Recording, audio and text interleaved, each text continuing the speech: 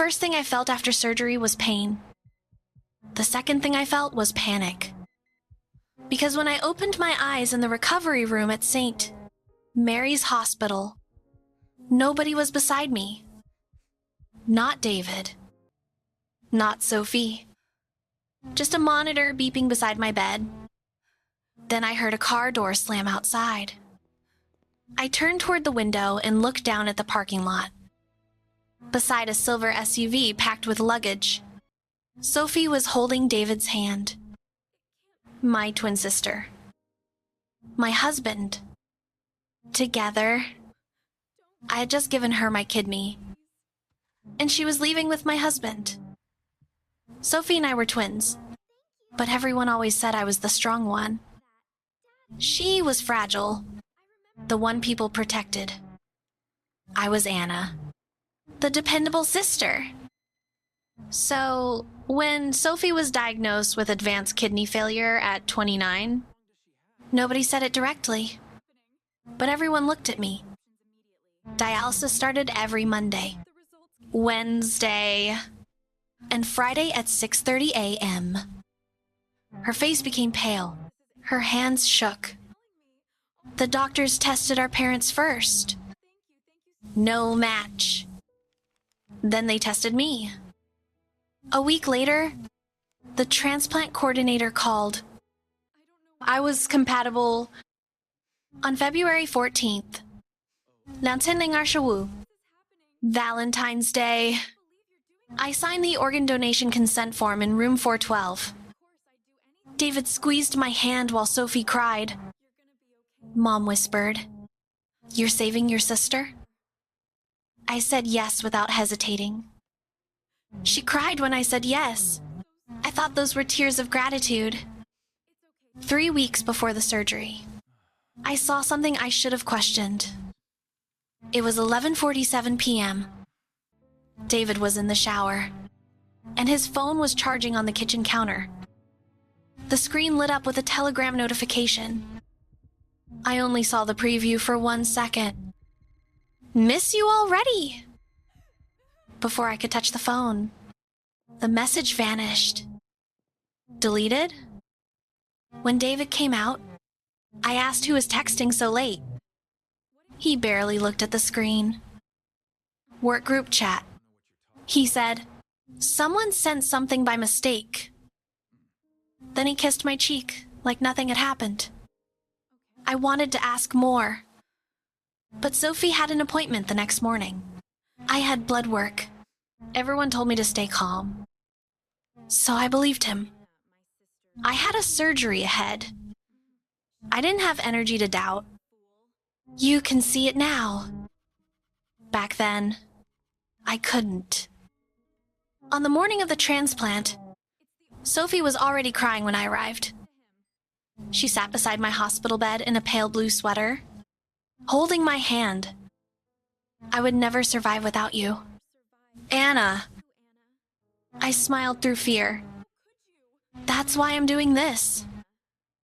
For one tiny second, Sophie looked away. Not down.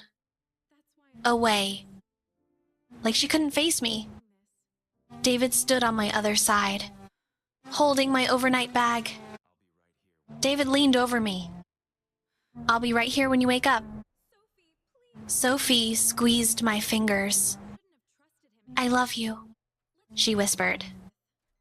Then the doors opened, and they rolled me into surgery. The surgery lasted almost 6 hours. When I woke up, my mouth was dry. My body felt split open. I froze completely. Nothing. No flowers. No bag. No husband sleeping in a chair. No Sophie in the next bed. Only a nurse checking the IV line. The room felt completely empty. "Where is my family?" I asked. She paused for half a second too long. "They left about an hour ago." Left. That word hurt more than the stitches. I had saved my sister's life, and somehow I was waking up abandoned. If this story is hitting you somewhere deep, please tap the heart. It costs you nothing, but it means everything to someone telling their truth. Because when I reached for my phone, the truth was already running away. I called David first. Voicemail. I called again. Voicemail. 5 times. Then I called Sophie. She answered on the second ring. But I didn't hear a hospital machine. I heard rolling suitcase wheels. Airport announcements. I could hear a gate announcement in the background. Flight 247 to Vancouver. Boarding now. Sophie, I whispered. Anna, I'm sorry. My fingers went numb around the phone. Sorry for what? Silence. Then her voice broke. I never planned this. Planned what? Another announcement echoed behind her. Then Sophie said the sentence that made the room disappear. David and I, we've been together for 8 months. 8 months. That was before the transplant. Before the hospital bracelet. Before the consent form. Before Sophie became too sick for me to say no. I stared at the wall. 8 months. My husband had been sleeping beside me while loving my sister. My sister had been holding my hand while stealing my life. Did you wait until after the surgery? I asked. Sophie started crying. Anna, please don't say it like that. Like what? Like I used you. I laughed once, but it came out broken. You did use me. David said something in the background. That destroyed me. He was there with her while I was alone. Missing a kidney. Sophie whispered. I was going to tell you after you recovered. No. I said you were going to leave after you got what you needed. She didn't answer.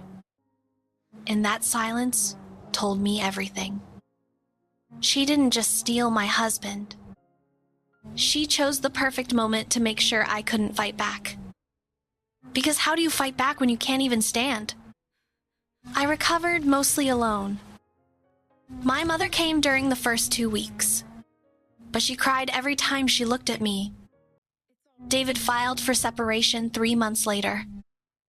Sophie never came to see me. 6 months after the transplant, my phone rang. Her name appeared on the screen. Sophie. I stared at it until my hands started shaking. When I finally answered, she said, Anna, please, I just want to explain. And all I could think was this. She has my kidney keeping her alive. And she has my husband. What else is there to explain? Sometimes betrayal doesn't happen all at once. Sometimes it smiles at you for months. Sometimes it cries in your hospital room. Sometimes it says, I love you, right before taking everything to dollar. So tell me, if Sophie called you, would you pick up? Yes or no in the comments? I read every single one, and I'll reply to the ones that surprise me most. Subscribe for more stories like this. A new one comes every 2 days.